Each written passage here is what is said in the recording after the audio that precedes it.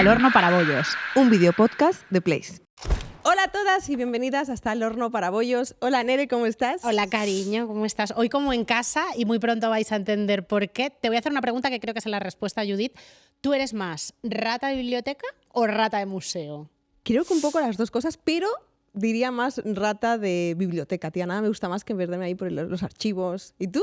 Yo depende de la época, un poco.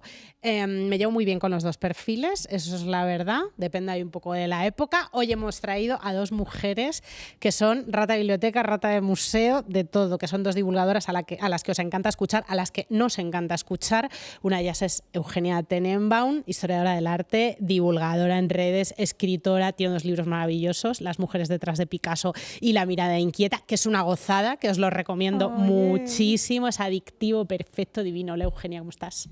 Oye, pues encantada de estar aquí, sinceramente. Me siento verdaderamente como en casa. Es maravilloso. Qué gusto. Y tenemos también a Ana Garriga, doctora en literatura hispánica y estudios culturales, junto a Carmen Urbitas, co-creadora del podcast Las hijas de Felipe, de Radio Primavera, y coautora del libro Convent Wisdom, que ha salido ya en Estados Unidos y que sale en España el 4 de febrero. Claro, justo, que está muy de moda lo monja.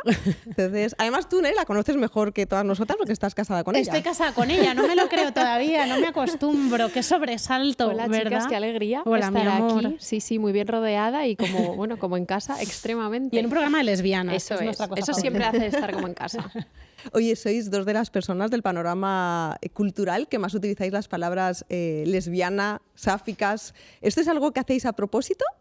Yo diría que sí. Yo creo que sáfica es una palabra que yo utilizo menos, aunque tendría que pensar por qué, pero la palabra lesbiana sí que creo que como ha estado denostada tanto tiempo y como que creo que sigue habiendo como mucha incomodidad lingüística en torno a la palabra. O sea, de hecho a mí, bueno, y con Carmen nos ha pasado en ciertos episodios que hay como una molestia en torno al mero uso de la palabra lesbiana más allá del contenido que estés creando. Entonces yo la uso constantemente todo el rato en mis entornos profesionales que a lo mejor como que no están tan acostumbrados a una visibilización lésbica. Yo la utilizo sin parar, machaconamente.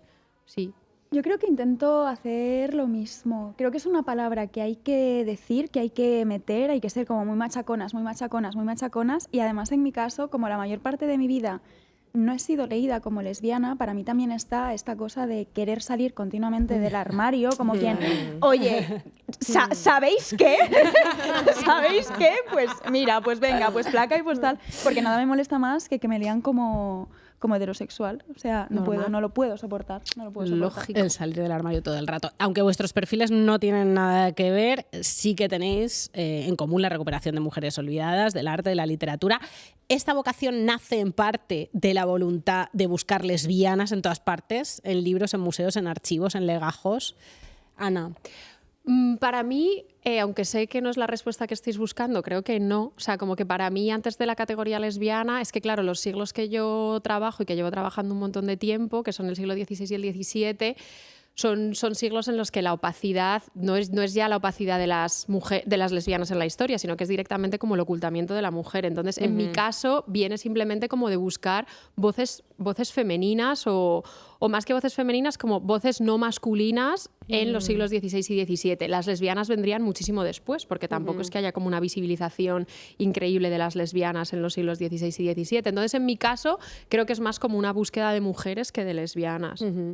En mi caso diría que también, de hecho, una cosa yo creo que interesante y al mismo tiempo muy triste de esto es que si para encontrar mujeres tienes mayoritariamente que buscarlas, en el caso de las lesbianas tienes que poner muchísima intención, porque yo me doy cuenta cuando llevo ya varios años tratando de investigar y de recuperar a determinadas figuras femeninas, de repente digo, ¿y dónde coño estoy yo? Es decir, ¿dónde están las lesbianas? ¿Dónde están las sáficas? Y entonces digo, vaya, es que no solo estoy huérfana de referentes femeninos, sino en concreto de referentes lésbicos o sáficos que poder reivindicar también en mis espacios de trabajo, y sigo todavía ahí, sigo muy, muy huérfana. Qué bueno. Esta era una de las preguntas que teníamos. O sea, Ana, ¿has encontrado relaciones lésbicas entre monjas por aquellos siglos?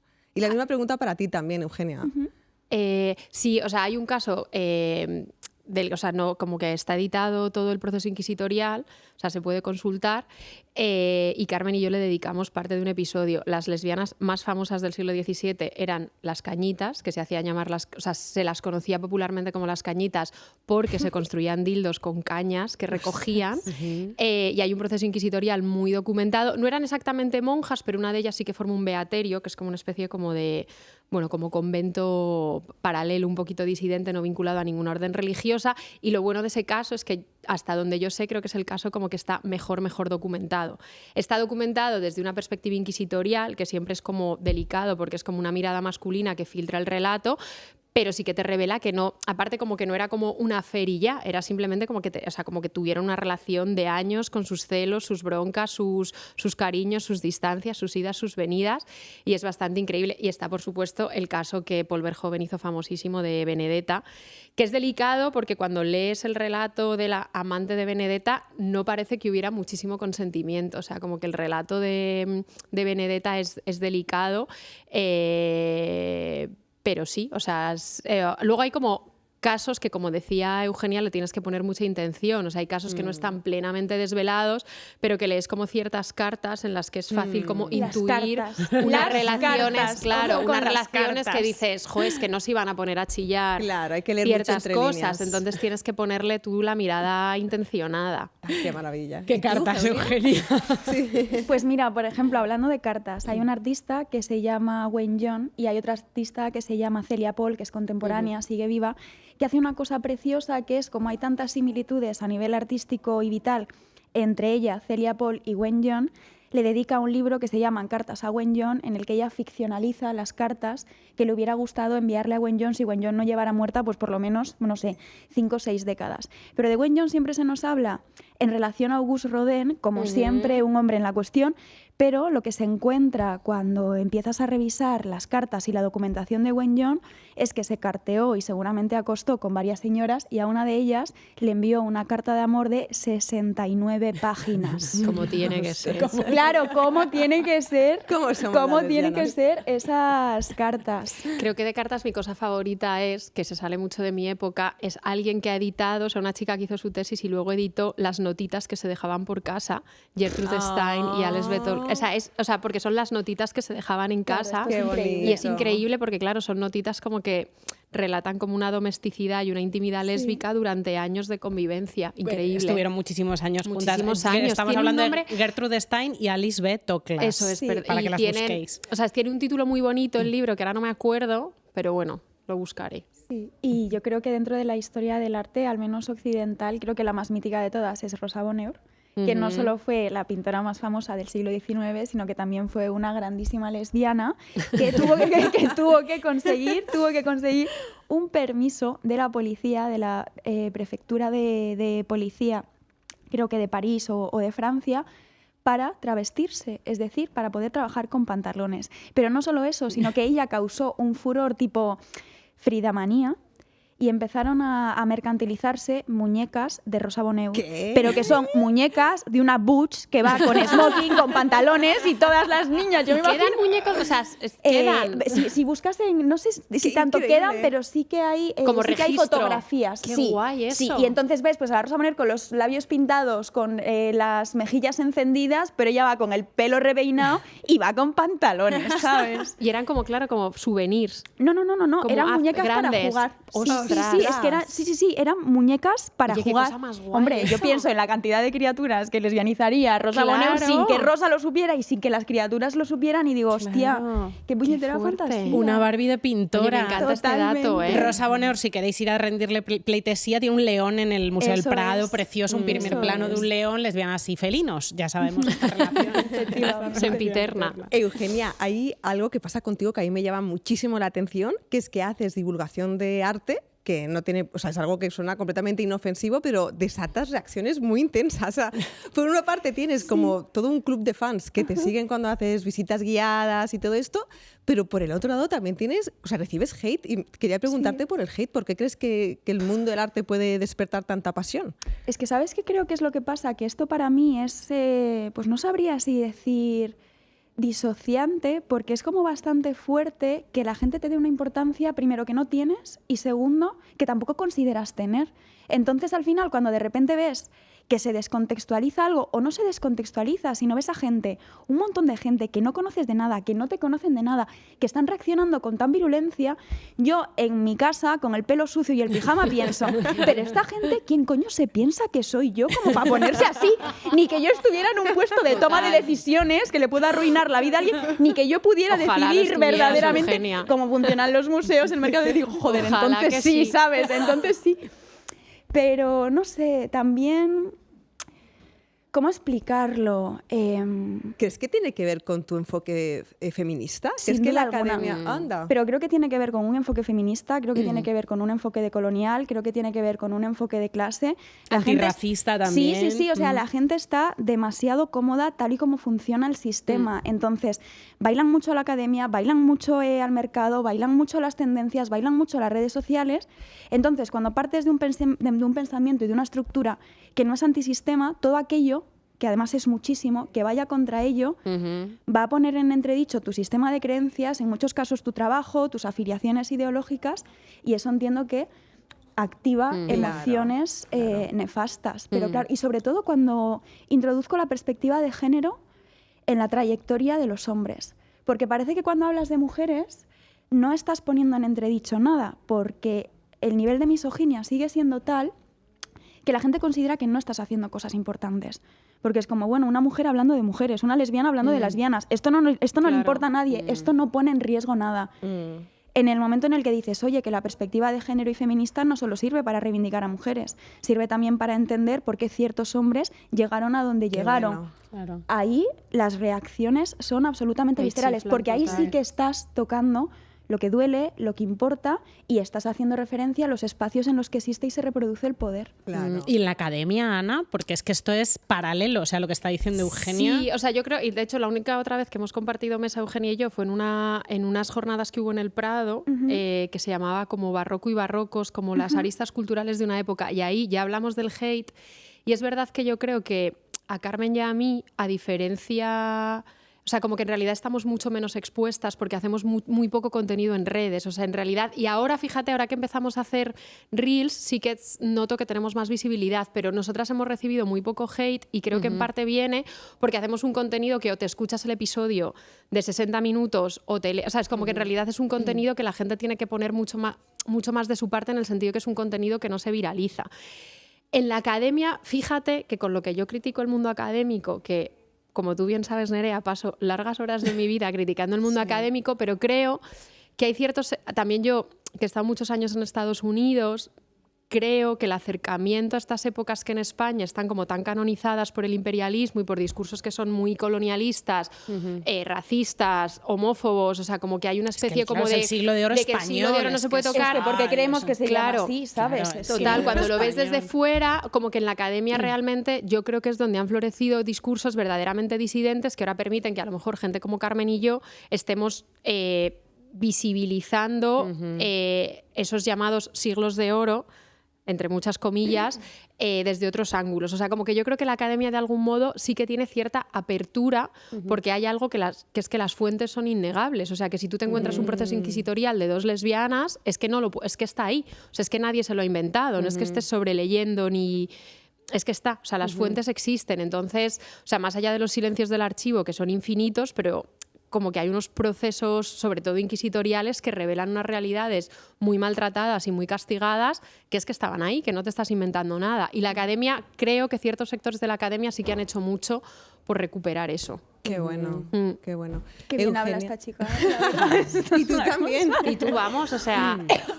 Eugenia, en los museos decían las guerrilla girls que para poder entrar las mujeres teníamos que ir desnudas. ¿Crees que sigue ocurriendo eso? Y también si podías explicar un poco quién son las guerrilla girls para la gente que nos esté escuchando y no sepan. Pues mira, las Guerrilla Girls fueron y siguen siendo una especie como de organización guerrilla de profesionales del mundo creativo y de la cultura feministas. Es decir, a priori no se sabe quiénes son porque desde el principio llevaban máscaras de gorila para que no se las reconociera, precisamente por el impacto personal y profesional que podía tener en sus vidas señalar todo aquello que no iba bien en el mundo del arte. Entonces, valiéndose del lenguaje publicitario, hicieron un montón de intervenciones en las que, por un lado, exponían datos de así funciona el mercado del arte y trataban de hacer estadísticas feministas y antirracistas y también hablar de clase. Y en realidad lo que decían en los años 80 y en los años 90 sigue estando vigente a día de hoy, sobre todo en las grandes pinacotecas. La tasa de representación en todas es generalmente inferior al 1%. Hostia. Nos encontramos muchas veces con estadísticas que las obras expuestas de mujeres están entre el 0,4, 0,6, 1,2, y te estoy hablando del Museo del Prado, te estoy hablando de la National Gallery, es decir, de, por así decirlo, estos espacios de legitimación a nivel representativo, visual e ideológico. Creo que en el territorio español el que se salva es el Guggenheim, pero sigue teniendo todavía muchísimo camino por hacer.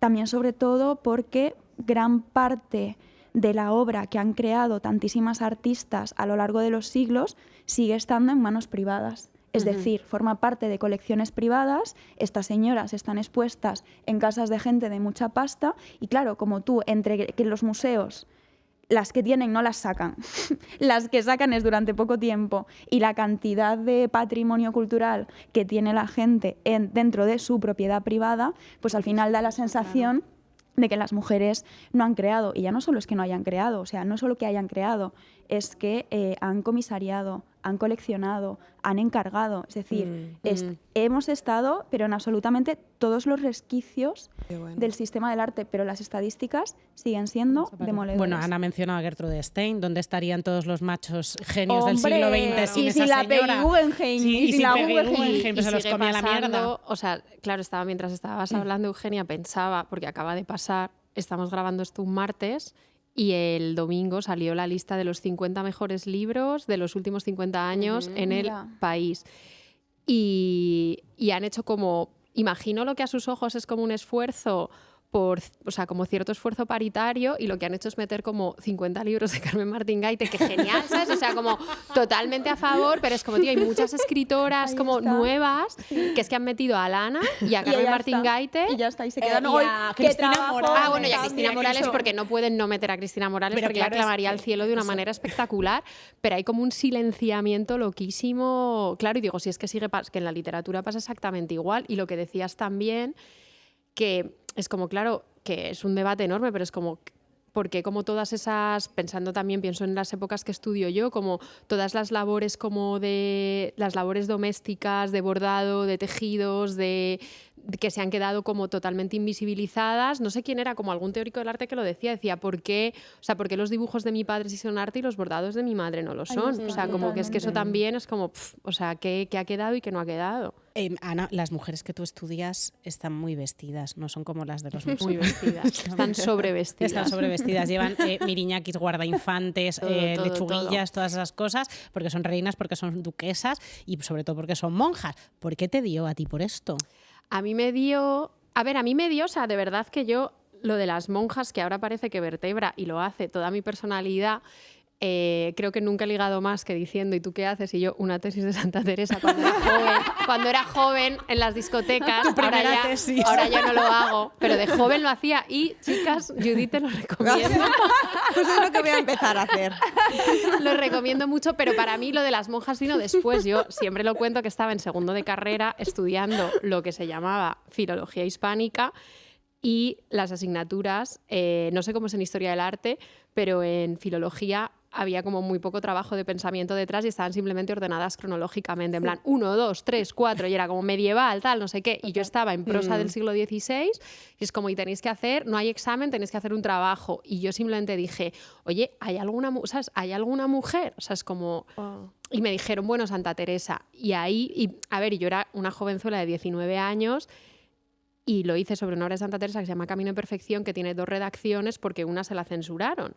Y entonces la redacción censurada, que luego se ha podido recuperar, es fortísima porque, claro, o sea, yo decía, joder, Claro, ahora lo tengo mucho más integrado, pero en aquel entonces, que yo tenía 19 años, como la única mujer que escribe, que encima es como una santa, como icono de la cultura católica, y está directamente como quejándose abiertamente de los hijos de Adán, porque ellos sí pueden hablar y ella no, y fue como, y de ahí pues una monja lleva a la otra. Claro, o sea, una monja lleva a la otra y así, pero por eso me dio. ¿Por qué crees que la gente joven se siente tan conectada a todo este mundillo ahora de las monjas, también de la religión? Ahora hay como un auge... Sí, yo creo, o sea, no sé si es exactamente... O sea, a ver, también creo y yo creo que estoy como mucho menos a lo mejor en contacto con la... O sea, por ejemplo, yo sé que Nerea, que como que lees mucho más como de estadísticas de los jóvenes, también creo que generalizar es delicado, porque mientras decimos esto, estás leyendo como estas noticias del 35% de los jóvenes apoyan el franquismo, o jóvenes que es como, no, pues a mí mi novio me tiene geolocalizada, o sea, como que creo que también, pero creo que sí que hay generalmente como que todas sentimos como un fracaso muy grande del secularismo, o sea, como que hay como, no sé, como lo mismo. Yo por ejemplo, no estoy nada en los asuntos horoscópicos y astrológicos, no son mi cosa. Pero entiendo perfectamente que hay como una necesidad muy grande de aferrarse a alguna cosita. O sea, yo creo que es un poco eso, que es en realidad lo típico que se dice, que es cuando atraviesas pues una actualidad tanto nacional como global que es increíblemente hostil, se produce como una crisis del sistema de creencias y entonces es como que tratas de aferrarte a algo. Y cuando hablo de esto siempre pongo como referencia este episodio de Fleabag, en el que ella entra en el confesionario y lo que dice es: estoy tan harta que necesito que alguien me diga qué es lo que tengo que decir, qué es lo que tengo que pensar, qué me tengo... Total. Sí. Creo que es un poco, va un poco por ahí de, bueno, igual una cuestión que tiene que ver pues con la curiosidad, pero creo que es mayoritariamente mira, yo me entrego a la creencia que se me pase por delante, que de alguna manera me haga sentirme un poco más segura en un entorno que es increíblemente incierto. Y el reverso de eso, de todos modos, es peligrosísimo, Claro. porque estaba pensando en la peli documental esta de Gala Hernández, que se llama La mecánica de los fluidos, que ella ha intentado como hacer un esfuerzo que a mí me parece que le salió muy bien, o sea, y como que es un documental por entender a los incels en internet. Y es un gran docu, y es un gran documental, pero claro, el reverso oscuro de lo que estabas diciendo tú, que yo creo que es absolutamente cierto, es que también hay como sectores de la juventud como muy racistas, muy machistas, muy homófobos, creando comunidades en esos rincones oscuros de internet con unos discursos totalmente reaccionarios que son un peligro, o sea, Hombre, como que hay una sed de alianzas, pero que a veces esas alianzas se están buscando en los sitios equivocados, o sea, que es un momento... Tremendo. Cuidado. Peligroso. Eugenia, haces un contenido que la gente que estamos fuera del mundillo del arte no teníamos ni idea, en plan de cómo funcionan los mercados, las ferias, los museos. Es algo como que sorprende mucho. Y yo quería que nos contaras más de la performance de 3 semanas en mayo, porque a mí me encantó. Y eso, para la gente que no sepa de qué va, si no lo puedes contar. Esto también me pasa a mí, por eso me siento muy agradecida de poder hacer lo que hago, porque es maravilloso que a ti te guste muchísimo algo y que a la gente de alguna manera también le guste aprender sobre eso. Y cuando descubrí el arte feminista, para mí fue increíble porque, claro, al final tú te formas escuchando o las mujeres no existen o las mujeres no importan, la perspectiva de colonial no te lleva absolutamente a ningún sitio, estamos aquí todas increíblemente deconstruidas, lucha de clases, ¿qué es eso? Y de repente te encuentras con que en los años 70, sobre todo, se produjo una eclosión, pero a nivel teórico, a nivel militancia, a nivel activismo increíble, y muchas artistas que eran mujeres que estaban sufriendo violencia sexual y violencia de género dicen: oye, el arte siempre ha sido político, nos estamos metiendo en terrenos ideológicos, hay unas violencias que nos están atravesando a nosotras y a nuestras compañeras, ¿qué podemos hacer con todo esto? Entonces hay una artista que se llama Susan Lacy, que en colaboración con otras compañeras desarrolla a lo largo del mes de mayo, de un año de los años 70, diferentes actividades. Desde actividades performáticas hasta talleres para mujeres, talleres para hombres. Y a mí me sorprendió y me impactó muchísimo, en concreto, una performance que ella realiza en un centro comercial de Los Ángeles, porque en ese centro comercial había un mapa de la ciudad, entonces ella todos los días, durante 3 semanas, acude a la central de la policía para pedir si el día anterior se había interpuesto alguna denuncia por violencia sexual. Entonces le dan las denuncias con las localizaciones y entonces ella se va a ese mapa en el centro comercial de Los Ángeles a estampar los lugares. Y como por aquel entonces, en los años 70, se entendía que por cada denuncia de violencia sexual había entre 7 y 9 delitos que no eran denunciados, entonces ella va creando ese marco alrededor para ver efectivamente... Bueno, es que muchas veces también se nos repite, no, es que esto son cosas de la vida privada, lo que pasa en familia, lo que pasa en pareja. No, es que estas cosas pasan también en los entornos de trabajo y en los entornos públicos. Y también hicieron intervenciones en esos sitios, pues hicieron pintadas en el suelo, tipo, cerca de aquí, este día se produjeron 2 violaciones, se produjeron 3 violaciones, para que la gente sea consciente de que hay violencias que nos atraviesan mayoritariamente a nosotras, de las que nadie está hablando, pero ni en sus casas, ni en las calles, ni en ningún sitio. Claro, este es un ejemplo de cómo el arte puede cambiar la vida, ¿no? Total. Como el arte es importante, el arte es político, la literatura también. Las dos pensáis así, me consta, en los dos casos sois bastante claras respecto a este tema. Y estás poniendo un ejemplo contemporáneo, Ana, cómo las vidas, y Eugenia también, cómo las vidas pasadas, pero en tu caso, claro, son más pasadas, porque son muchos siglos, nos pueden acompañar o ayudar en nuestras vidas lesbianas actuales. Mucho. Creo que siento que siempre estoy citando a gente, pero porque me cuesta mucho hablar en el vacío, pero... Esto es la academia. Claro, esto es hablar en el vacío, pero hay una enseña en Bellas Artes, pero es historiadora del arte y lesbiana, María Rosón, que es increíble. Y María Rosón es espectacular. Y ella nos invitó a Carmen y a mí a unas jornadas que se llama Memoria y Deseo.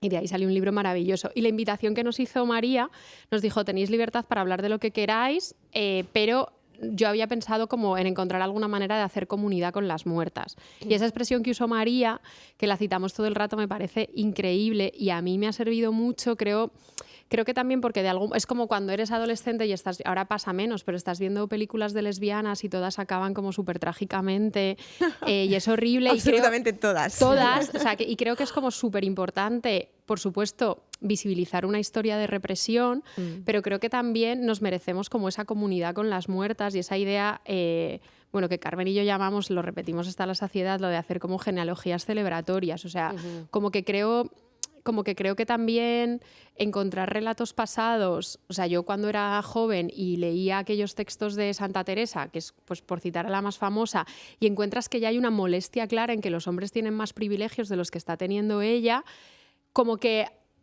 algo que podría suscitarte rabia, porque dices, ostras, o sea, tantos siglos, también hay como cierta calma en crear comunidad a través de la discriminación a veces, o sea, como que sí, no sé. Y también, las genealogías celebratorias también se encuentran en Santa Teresa, en las Carmelitas, en mucha celebración de las amigas, todo el rato, de la comunidad, claro, de las risas. Claro, y que también ahora hablamos se habla y se teoriza sobre la amistad un montón, pero la amistad femenina es algo que ha estado totalmente invisibilizado hasta antes de ayer. O sea, no sé, como que mi abuela me enseña una foto con la que era su mejor amiga de jóvenes y es como y nos casamos y no la volví a ver. O sea, como que... Es terrible. Sí, es que es así. O sea, como que también ahora se están visibilizando maneras de historiar que antes no existían. Cuéntanos, a mí me consta que a ti la literatura te emociona mucho porque a veces me enseñas una frase, me enseñas un dato, lo que sea. Tengo pruebas irrefutables de que la literatura a veces me enseña como un texto, una fuente primaria ilegible y me dice, fíjate, la semana pasada de hecho tuviste una vocación por la historia de la moda durante media hora. Porque hicimos un episodio sobre moda. Y me enseñaste una cosa de las mangas, el reciclaje de mangas en el 17, estuviste apasionada. Contadnos, Ana y Eugenia, algún datito de ese que manejáis las ratillas de biblioteca y de museo que os haya encandilado últimamente. Tú sé que estás investigando, Eugenia. ¿Qué tal, Eugenia? Es que a mí que me hayan encandilado, además es que yo de verdad que funciono muy mal con este tipo de preguntas. O sea, no me podéis preguntar ni cosas favoritas ni cuál es tu momento más tal, porque yo recibo la pregunta y de repente es como que mi cerebro se llena y se vacía al mismo tiempo. Tipo, cosas, es que la investigación que estoy llevando a cabo ahora a mí no es tanto que me encandile, sino que me cabrea y, y me hace rabiar mucho. Entonces, responde tú mientras yo voy pensando. Yo, claro, como he tenido este margen que te he sugerido para ponerme a pensar, creo que de las cosas que he descubierto en los últimos años, y claro, iba a decir, no lo quiero contar por si alguien decide investigarlo, pero es que no va a pasar. Vas a hacer un spoiler de hace Claro, 400 yo estaba buscando, por lo que sea, por otros motivos que no tienen nada que ver ni con las mujeres ni con las lesbianas, cosas de alquimia, porque me interesa mucho la alquimia. Y entonces me encontré un pleito de finales del siglo XV, digitalizado, o sea, se puede buscar, de una monja clarisa de Córdoba a la que emparedan, o sea, la ponen a vivir entre dos paredes, a la que emparedan por haber falsificado reales de oro utilizando métodos alquímicos en 1498. La amo. Y entonces luego es como que elevan el caso a los reyes católicos, no sé qué, las monjas del convento se medio rebelan y entonces tienen que desemparedarla. Porque es como, la estoy contando un poco en primicia, aunque llevo con ellas llevo años con ella intentando hacer un artículo porque la encontré de casualidad metiendo en el buscador de alquimia, pero no, o sea, como que no encuentro mucho más. O sea, pero la sacaron de ahí al final. Como si lograron sacarla del emparedamiento, porque lo que yo quiero leer, vete tú a saber, es como que el resto de monjas clarisas, como que... Entonces eso a mí, como tú bien sabes, es una historia que me tiene desde hace muchos años. No he podido buscar mucho más, aunque debería, pero me parece un caso alucinante. Es increíble. De imaginar cómo esa brutal. monja a finales del siglo XV en ese convento de Córdoba, Increíble. Siendo una gánsta. totalmente falsificando monedas. Es que es fortísimo. Ocean's Pues, 30. ¿Qué se compraría? Tío, claro, o Hay sea, muchas cosas que hacer, ¿eh? Había que hacer albañilería, un mogollón de cosas en los conventos. Voy a retomar algo de lo que decías antes sobre la poca importancia que se le ha dado a aquello que hemos hecho las mujeres o que se ha considerado femenino, a través de dos ejemplos que creo que son positivos. El primero la mencionamos antes, Peggy Guggenheim.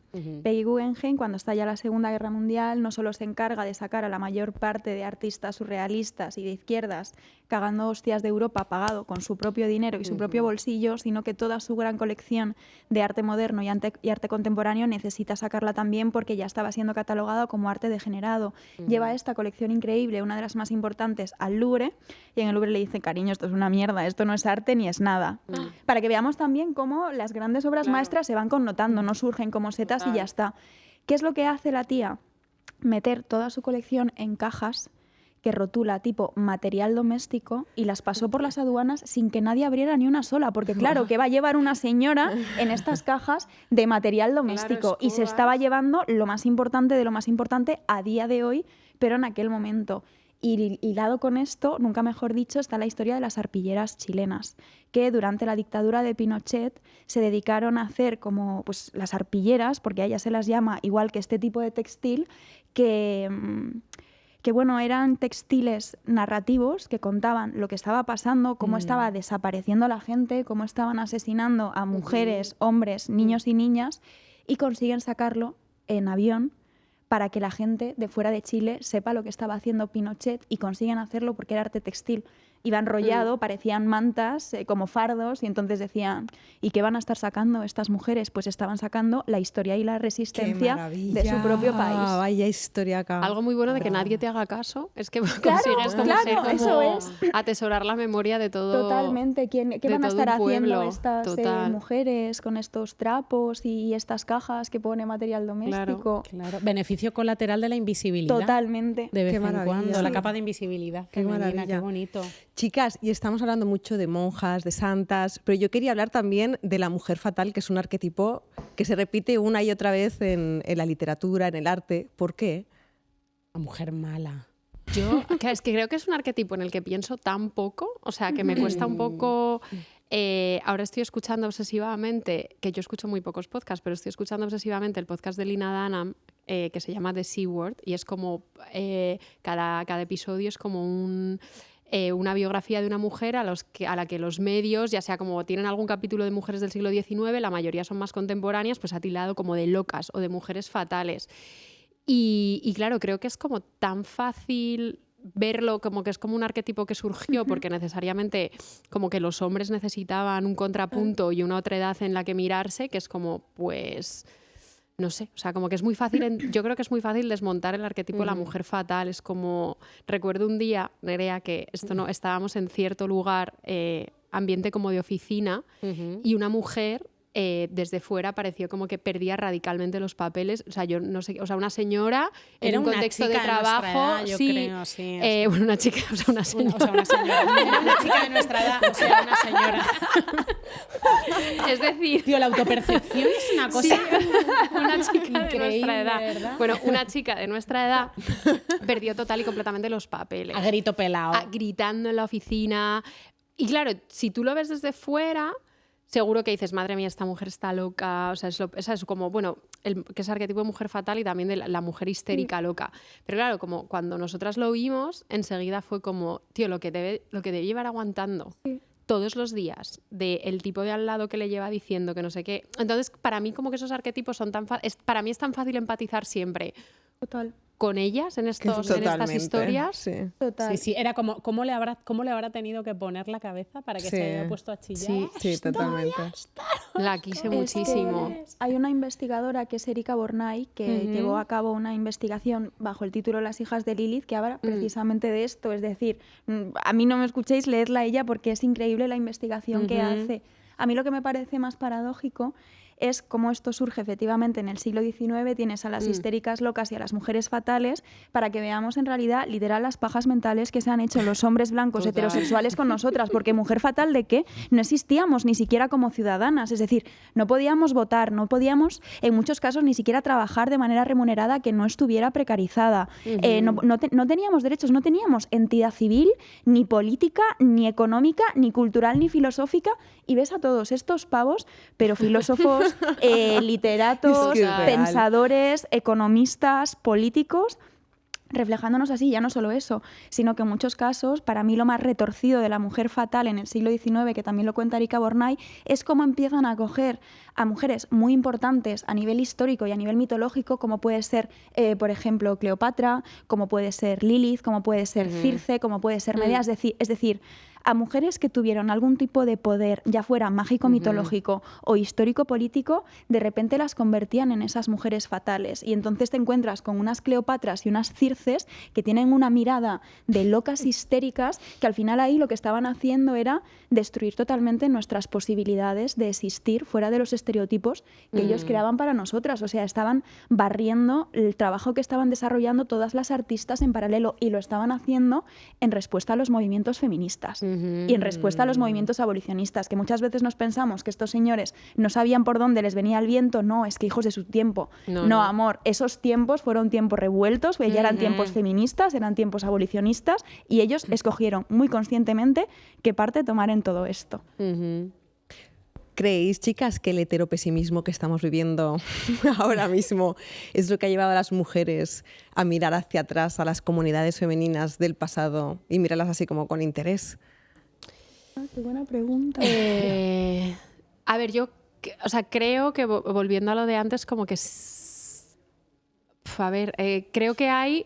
O sea, creo que las mujeres heterosexuales están hartas, o sea, de verdad, o sea, como que realmente creo que necesitan como otras cosas, pero de verdad, o sea, no quiero como ser aguafiestas aquí.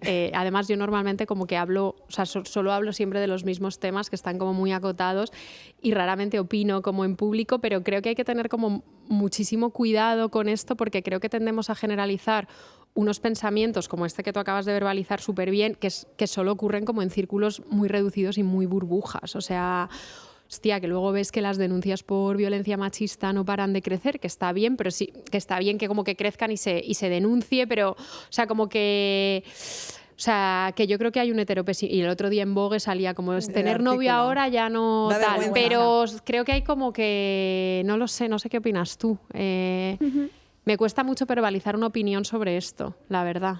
No sé qué opináis vosotras. Sí, lo que está más allá de 1680 a Ana le parece un campo de minas. Sí, me parece muy difícil esta cuestión, porque claramente se está dando y hay como una especie de sobrecapa cultural que nos hace mirar en esa dirección, pero yo siempre digo, cuidado, porque el poco contacto que tenemos con chavales jóvenes y con chavalas jóvenes, el otro día estaba tomando algo con una chica que acababa de conocer, que es profe de instituto, y no me hablaba de esto, o sea, no me hablaba de esta realidad, Claro. ¿sabes? Entonces, no sé si de pronto es como una especie de constructo que las treintañeras estamos inventando, Pues eso, ¿no? eso está O sea, como que es algo que interesante. creo que las treintañeras sí, pero Sí. yo no sé si es como...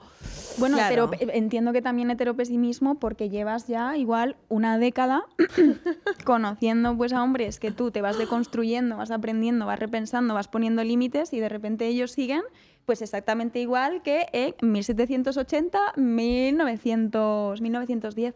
Yo, por ejemplo, no creo que esté necesariamente ligado con mirar al pasado, porque creo que el problema es que la gente se piensa que el pasado no tiene nada que enseñarnos y que no tenemos nada que aprender de él. Entonces creo que la gente, por desgracia, no suele buscar ahí, pero de nuevo, porque lo que les suelen decir desde muchísimos espacios es ahí no hay nada para ti. Pero bueno, lo estamos viendo. Las estadísticas al final en muchos casos de lo que hablan es de cómo las mujeres nos vamos politizando hacia la izquierda y cómo ellos se van politizando hacia la derecha. Entonces eso genera una brecha enorme que también se vincula con lo afectivo. Como puede ser que estando en el momento que estamos a nivel emancipación haya chavalas y mujeres que siguen teniendo una jornada de 40 horas semanales, pero hacen la cena, pero ponen las lavadoras. Es decir, no solo se cargan con su jornada laboral de 40 horas, sino también con todo el trabajo doméstico y de cuidados que no está remunerado y que no está reconocido. Yo lo que siempre digo es, bueno, chavales, si vosotros queríais vivir en el siglo XIX, lo siento mucho, habéis llegado tarde. O sea, ahora la realidad es otra. Del mismo modo que nosotras no hubiéramos podido vivir seguramente en un entorno tan así, yo en esto soy muy clara. Creo que ellos se tienen que poner las pilas y creo que nosotras, sobre todo, nosotras no, porque yo no me voy a incluir porque no siento deseo hacia los hombres, pero las tías heterosexuales y bisexuales, el amor está en muchísimos lugares. Deja de buscarlo en un pavo que lleva sin Total. lavarse los cojones 2 semanas y que espera que sea su madre. Total. No, Amén, amor. O sea, Eugenia. encuentra el amor Ya en está. tus amigas, encuentra el amor en un taller de cerámica El único, o lo que el sea. único clip que interesa de todo este Me encantaría episodio. aplaudir. Es que... Es increíble hablar con vosotras, ¿eh? Qué bien habláis, es que me siento un despojo social. No, hombre, es claro que no. maravilloso. No me lo estoy pasando teta. Pero os quería decir algo porque me ha encantado lo que has hecho, Ana, de decir, es que no tengo suficiente información. Y esto es algo que hoy en día no vemos, que es que pasa algo, cualquier cosa en la actualidad, y al minuto hay alguien que te ha Total. hecho un O sea, post. yo eso alucino. O sea, os quería Alucino. hablar o preguntaros por la cultura de la cancelación. Si os han cancelado alguna vez, ¿qué pensáis de esto de tener una opinión al momento de cualquier cosa que ocurra? A mí me parece directamente lo peor. O sea, lo peor que hay es la cultura de la cancelación. O sea, que creo que... el otro, o sea, ves que me ha venido a la cabeza que nuestra amiga Beatriz Lobo, que es una persona, increíble. es una artista increíble y además la persona probablemente como de las personas más lúcidas que yo conozco, que alguna vez hablando con ella de la cultura de la cancelación me dijo que vio un vídeo de Susan Sontag hablando del 11S y como que ella, que era tremendamente inteligente obviamente y muy buena analista cultural, como que predijo toda la cultura de cancelación. Dijo, a partir de ahora lo que se viene es que te cancelen como a la mínima, como que las opiniones van a estar tan polarizadas. Entonces yo estoy súper en contra de la cultura de la cancelación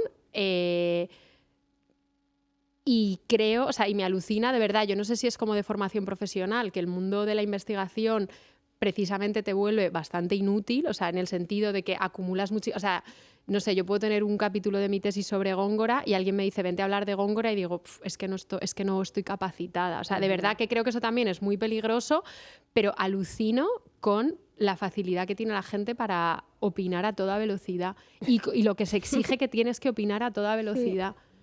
Es que además creo que es algo que va como en las dos direcciones. Primero, esta necesidad inventada de que hay que opinar y de que los temas pasan de moda, pero es que claro, es que hay 180 cosas pasando de moda al mismo tiempo y mañana serán otras 180. Pero luego también a nivel parasocialidad, a mí en muchas ocasiones me han pedido, oye, estoy deseando saber qué opinas sobre esto. Es que mi opinión no es tan importante, y la tuya tampoco, y la de los 180 analistas Exactamente. que no han parado de hablar de esto y de esto. Claro, además yo también lo pienso a nivel trabajo, pienso en las redacciones, pienso en periodistas que igual están de becarias, me las imagino intentando desarrollar algo a la 1:30 de la mañana, cariño, acuéstate, ¿sabes? Ya. Mañana todas nos vamos a levantar cansadas, igual también, pero esto era lo que hablábamos de Slow Academia. Todo se ha acelerado tanto en todos los niveles, muy en relación a este capitalismo tan salvaje, que de repente nos hemos pensado que el pensamiento va, pues por así decirlo, a la misma velocidad que el capital.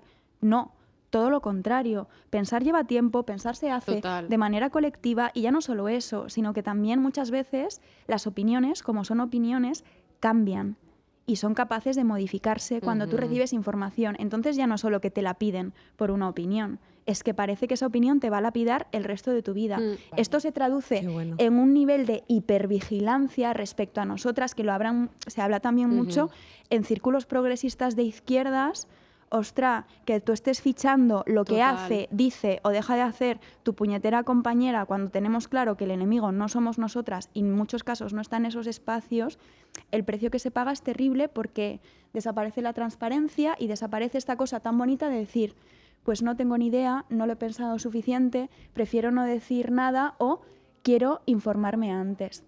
Creo que nosotras también tenemos la responsabilidad de alguna manera de cambiar Y un esto. derecho a la cosa que yo he dicho antes, he dicho como muy vehementemente, estoy súper en contra de la cultura de la cancelación. Obviamente me parece una fatalidad que tú te sientes en un plato de televisión o que tú tengas como un discurso de, o sea, como que también estoy muy a favor de condenar y castigar los Sí, discursos total, de odio, sí. pero creo que ningunas estamos pensando en eso cuando hablamos de cultura de cancelación, y creo que lo que tú decías, como que hay derecho a pensar y hay derecho a corregir. Sí. O sea que, joder, ¿sabes? Como que es que también se asume que tienes que tener un nivel de conciencia a todos los niveles, que también, no sé, que eso es un pensamiento muy clasista, que es que hay, o sea, que es que a lo mejor tú no has tenido acceso a estar leyendo, ¿sabes? Que no has tenido acceso, como que hay una especie de democratización de la divulgación, porque todo el mundo tiene acceso a sus redes sociales y dar una opinión.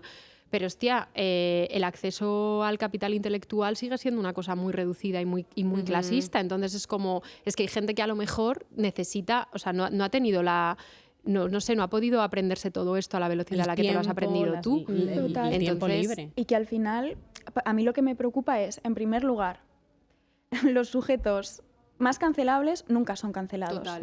Totalmente. Eso es, Nunca son por cancelados favor. porque siguen trabajando, siguen haciendo música, siguen expuestos. Es decir, ni ellos sufren consecuencias, ni el relato que se construye sobre ellos sufre consecuencias. Pero también yo lo que pienso es, sobre todo con estas campañas de cancelación y de acoso en redes sociales, para mí la duda es, ¿qué buscamos con todo esto? Porque que pidan perdón no nos sirve, que se rediman no se lo consentimos. Entonces, ¿para qué cancelamos? Quizás para exorcizarnos, en el sentido de, pues mira, que estando como están las cosas, mira esta persona que ha dicho esto y entonces ahora, como yo ya no puedo más, le envío un mensaje incendiario. O sea, estamos en realidad tan desreguladas como Totalmente. sociedad que de verdad que ahora han aprendido a tocarnos determinados botones que yo me quedo bastante impactada porque no veo un más allá. O sea, tú estás muy expuesta porque eres divulgadora en redes, muy masiva. Tienes muchas seguidoras, muchos seguidores. Pero Ana, yo te he escuchado vigilar como tus intervenciones. yo vigilo mucho, o sea, yo soy... Que es sano, o sea, que creo que es un impulso sano, dependiendo, o sea, es un impulso sano en el caso de que las estás vigilando por el rigor histórico, que no dices nada si Claro, no o está sea, a ver, apoyado. yo creo que las vigilo pero- más desde ahí, pero creo que sí que, bueno, Eugenia lo estaba diciendo, que sí que estamos todas como en una cultura de la autovigilancia, en realidad como por unas cuentas de internet súper agresivas que luego no constituyen tu día a día, ¿sabes? O sea, ni es la gente con la que te relacionas, ni es la gente que genuinamente te va a ir a escuchar a un sitio, Total. ni la gente que consume tu contenido desde un lado como afectivo, positivo, tierno, o sea, con voluntad, o sea, como que a ver, yo también hablo con cierta ligereza de esto porque no lo vivo, o sea, yo no recibo hate, o sea, porque yo no tengo un perfil único, o sea, como propio mío, y con Carmen en Las hijas de Felipe es que lo que hacemos es como tan nicho y tan concreto que es muy difícil que ahí vaya a parar hate. Y si alguna vez hay algún hate, todo tiene que ver como con el lesbianismo, y es que, o sea, me da hasta un poco de alegría, en plan, pues mira, o sea, como, pues es que me da exactamente, o sea, como el otro día cuando nos insultaron por la calle, que hacía tanto Qué que no pasaba fuerte. que... Anda, no me digas. Ah, ¿Qué? sí. ¿Perdona? ¿Cómo? Sí, nos gritaron Tortilleras. Y me hizo una Tortilleras, que es de los 90. A ver, esto también como es que se me olvida que estamos grabando con unas cámaras delante, hay que tener cuidado diciendo esto porque no hay que frivolizar con estos temas, que hay gente que sufre mucha violencia y no puede salir a la calle calle y no vive en Madrid, vive en otros sitios y no pone el cuerpo que lo ponen las butch, que ni Que tú eso ni yo es lo así. somos. Y eso es así, entonces ya o sea que bueno, me preocupa. disclaimer, ¿Ves? O sea, total, me he autocorregido increíble. corriendo. Disclaimer. Está muy bien que hagas ese disclaimer, pero creo que también está muy bien que haya lindas historias de respuesta y de autodefensa inmediata de vez en cuando, ¿no? Entre muchas historias respecto a la homofobia o al machismo, ¿no? Entre muchas historias de inacción y de parálisis y de... ¿Respondisteis? Hombre, a grito pelado, desde la puerta de las ramas hasta el paso de cebra donde estaba. Es que esto no sé si lo puedo decir, pero respondimos Sí. a gritos que se dio la vuelta toda la calle. Sí. A las 12 de la mañana se dio la vuelta toda la calle. O sea, respondimos. Pero están a tope de tope. envalentonados, ¿eh? O sea, Sí, pero o sea que todavía hay ataques Sí. por ser lesbianas. Es que es es increíble. fortísimo. Bueno, lesbianas e historias. Chicas, se nos acaba el tiempo. Con lo Ya. bien que nos lo estamos pasando. Eugenia, ¿qué artista sáfica crees que tiene más para enseñarnos actualmente? Pues mira, Un artista actual, ¿eh? actual, de ahora. pues voy a decir a Zanel Mujoli. Zanel Mujoli, además, en función de pues, las entrevistas que veas o que leas sobre ella, a veces es ella, otras veces es ella. Digamos que vamos a presentarla como persona queer, que se dedica a la fotografía, haciendo un archivo. Primero, también ha trabajado mucho el autorretrato, pero sobre todo hace un archivo de lesbianas, sáficas y personas trans negras que viven en Sudáfrica. Por eso ha sido perseguida, le han entrado en casa, han ido a por sus archivos fotográficos. Y creo que es maravilloso porque creo que tiene todo lo que nos interesa. Tiene una perspectiva feminista, no es una persona blanca, está hablando de personas que son empujadas a vivir en los márgenes. Tiene una perspectiva increíblemente política porque en Sudáfrica se siguen produciendo violaciones correctivas a lesbianas y muchas de las mujeres a las que he fotografiado a Zanel Mujoli ya no están vivas. Entonces, como que la contundencia de ella como archivo... Y lo suelto y ya está. Divina. ¿Y con qué persona, Eugenia y Ana, de toda la historia de el arte, la literatura, los momentos que estudiáis, os gustaría, si os dieran la oportunidad, sentaros a cenar? ¿Ves? Es que ahora de repente... No tiene que ser la más guay, puede ser con la que más cosas le tengas que preguntar. Pues mira, yo ahora, claro, porque estaba Eugenia hablando y ha dicho algo como muy importante, y esto es algo como en lo que yo, por los siglos que trabajo, que has dicho, y es una persona no blanca. Entonces, claro, en los conventos, sobre todo en los conventos como novohispanos y como de la América Española en general, claro, había muchas bueno, no muchas, pero había como algunas mujeres que habían llegado como esclavas y habían entrado al convento con sus amas esclavistas. En algunas ocasiones esa ama esclavista se moría y entonces ellas se quedaban en el convento y algunas veces seguían como esclavas, pero otras veces conseguían profesar. Y claro, y entonces las crónicas que quedan nunca son en primera persona, sino que de pronto hay pues, un señor que en el siglo XVII-XVIII escribe una crónica del convento de Carmelitas de Puebla y resulta que hay una de las carmelitas que pues había nacido creo que en Ghana y llega, o sea, como... Y claro, y el relato que se da de ella desde fuera es un relato como de muchísima abnegación y hay como, o sea, como que hay muchos momentos de silencio y de sufrimiento y que ella se niega como a aceptar el hábito en ciertos momentos y siempre pienso, tío, me encantaría como preguntarles, ¿sabes? O sea, cómo vivían, como esa asimilación forzosa en un entorno a veces como mucho menos hostil y peligroso que a lo mejor una casa, pero porque se daba bastante eso o algo, no sé si bastante, pero se daba. Claro, igual la persona más interesante para cenar con ella es una persona anónima. Claro. Qué bueno. Sí, Sí. totalmente. Sí, qué bonito esto. A ver, iba a decir como Sor Juana o algo así, pero digo, Sí, voy a verdad. cambiar. Verdad, la Sor Juana. Voy a cambiar. Te lo sabes voy a todo. no decir lo mismo que Cenas de con siempre. Sor Juana y es que le pisas las frases. No entendería nada de lo que dice. No entendería absolutamente nada de lo que dice. Sí, es verdad que era oscurilla. Oscura era Escorpio. Anda, mira. Yo, pues, bueno, mientras escuchaba a Ana, me vino a la cabeza en realidad Audre Lorde. Sí, mira, sí. claro. Sí, pero creo que no tendría ningún tipo de conversación con ella. Solo me quedaría simplemente callada, sin saber qué decir, pensando ojalá poder leerte la mente. sinceramente, algo así. No Luego lo hay sé. gente con la que me encantaría sentarme, pero que sospecho que me caerían fatal, como Ya. Gertrude Stein, que me obsesiona y la leo compulsivamente, pero creo como que me caería fatal. Sí, si nos creo que no la sentáramos a hubiéramos cenar, soportado. claro. la O verdad. En Peggy términos de Guggenheim, soportar, no claro. lo hubiéramos En términos de soportar soportado. insoportable, o Peggy Guggenheim, imagínate, como Yo. con ella pidiendo que si el café con la leche Claro. fría, pero corto de Ya. café y largo no sé qué, y tráeme un miel, Total. pero me la traes aparte. Radical. Pero igual con una Leonora Carrington sí, aunque por desgracia no tuvo la suerte de ser ni bisexual ni lesbiana. Le tocó a la pobre ser heterosexual. No podía tenerlo todo, la verdad. No podía tenerlo todo. No se Leonora pueden tener Carrington. todos los dones a la vez. Y liarse con Max Ernst, de todos los hombres del siglo XX, hija mía, menudo ojo tuviste. De verdad, qué tenemos episodio que favorito, dejarlo ¿eh? aquí. Muchísimas gracias porque me ha Gracias a vosotras, encantado. ha sido 10 de 10. maravilloso. Sois increíbles, chicos. Gracias, ¿qué voy a Me ha decir yo? flipado. O sea, Sí, sí, muchísimas A gracias. vosotras. muchas gracias de corazón. Gracias a vosotras. Y a vosotras por estar ahí en nuestro horno para bollos. Ya veis que os traemos lo mejor de lo mejor del panorama sáfico español. Y aquí vamos a seguir, compañera. Eso, muchas gracias por vernos y nada, nos vemos en el siguiente episodio. Miras así, la ropa